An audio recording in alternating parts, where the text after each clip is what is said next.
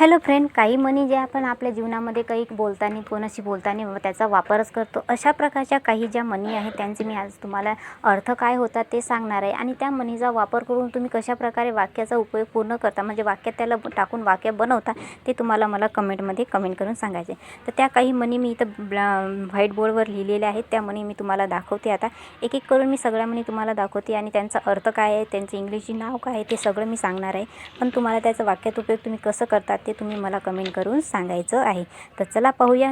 आपली म्हणी पहिली, अंगावर काटे येणे. जसे की आपण कधीही म्हणतो माझ्या अंगावर काटे येत आहे, अंगावर काटे येणे. तर याचा जो अर्थ होतो ना, तो होतो म्हणजे प्रचंड अशी भीती वाटणे. म्हणजे आपल्याला काही करताना असं भीती वाटते, त्यावर आपल्या अंगावर काटे येतात, तसेही याचा अर्थ होतो या पहिल्या म्हणीचं. त्याचा वाक्यात उपयोग तुम्हाला मला सांगायचं आहे. दुसरी म्हणी ही आपली अशा प्रकारे आहे, अद्दल घडवणे. काही झालं की आपण म्हणतो ना अद्दल घडली, तर तुम्ही इंग्लिश ट्रान्सलेशन पाहू शकता. याचा जो अर्थ होतो तो आहे शिक्षा मिळणे. यानी की त्याला काही कोणी काही करत असेल त्याला आपण शिक्षा देतो, म्हणजेच आपण म्हणतो की त्याला अद्दल घडते. तिसरी म्हणी ही अशा प्रकारे आहे, तर पाहू शकता, कलकलाट सुरू होणे. तुम्ही इथं पाहू शकता, कलकलाट सुरू होणे.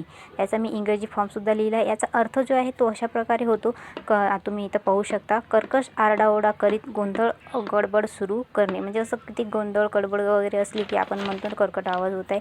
चौथी म्हणी अशा प्रकारे आहे, घाम गाळणे, टू वर्क हार्ड. याचा अर्थ अशा प्रकारे होते, खूप कष्ट करणे. तर ह्या सगळ्या म्हणी मी इथं लिहिलेल्या आहे. तुम्हाला कशा वाटल्या ह्या